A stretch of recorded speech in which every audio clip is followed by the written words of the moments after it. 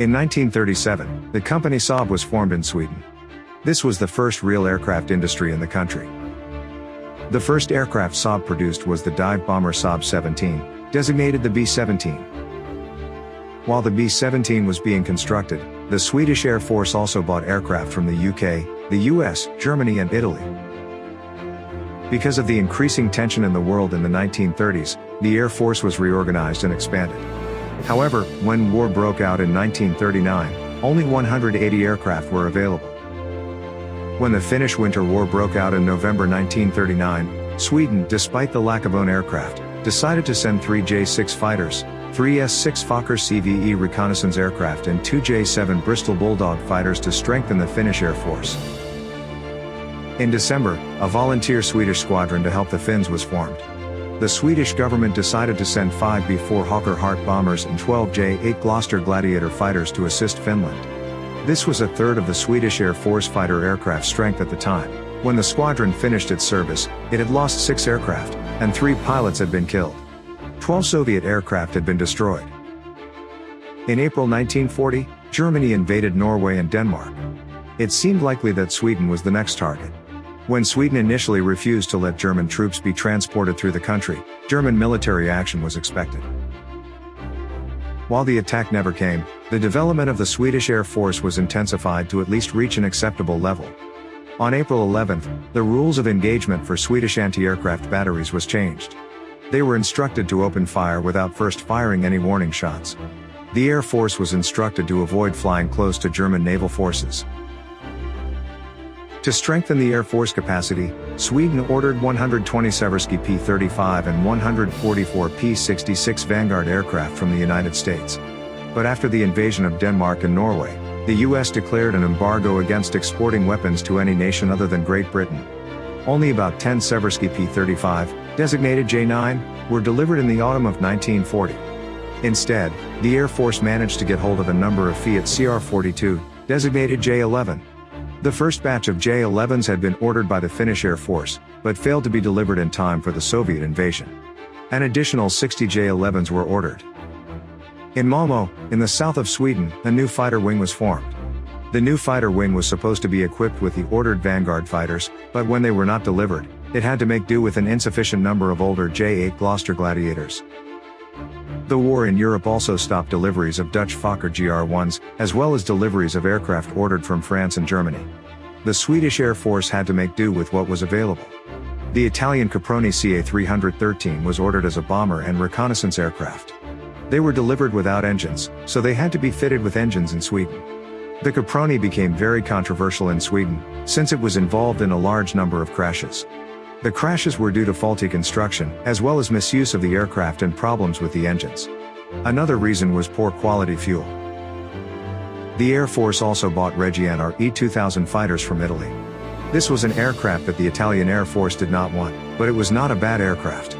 It was designated the J-20 in the Swedish Air Force.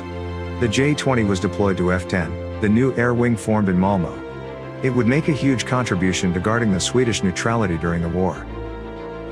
The Swedish government was worried about 2 different scenarios in 1940. The first case was being attacked by Germany from the south, and the second case was being attacked by the Soviet Union from the north. Planning was made based on these 2 scenarios. When Operation Barbarossa, the German invasion of the Soviet Union, was launched in June 1941, Germany demanded to be allowed to transfer troops from Norway to Finland, through Sweden. The Swedish government approved this, after realizing that the alternative was that the Germans would otherwise send a division of troops through Sweden even if they were not allowed. The Swedish defense forces were not strong enough to withstand such a threat. In December 1941, the Swedish Air Force was reported to have first-class manpower, with good training. However, the aircrafts used were not modern enough and performed poorly.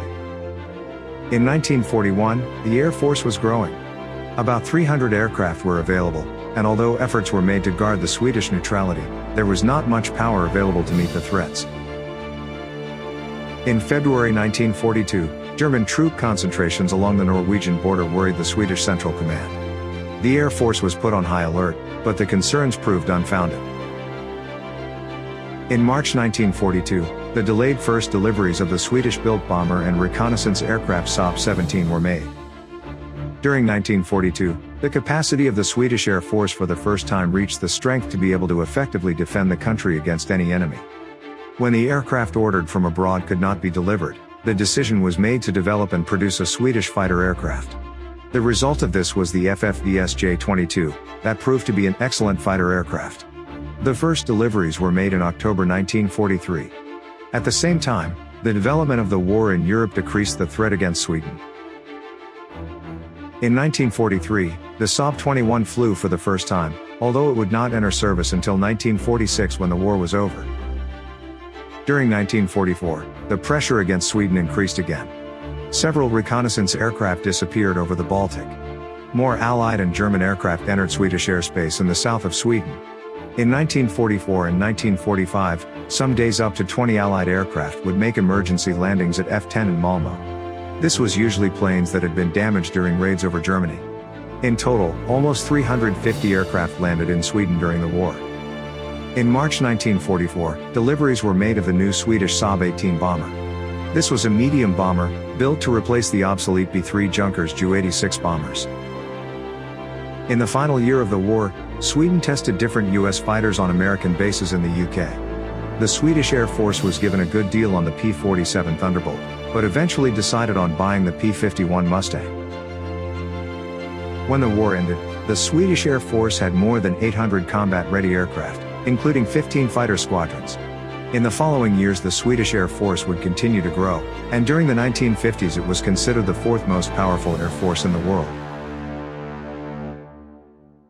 If you enjoyed this video, please consider subscribing to our channel.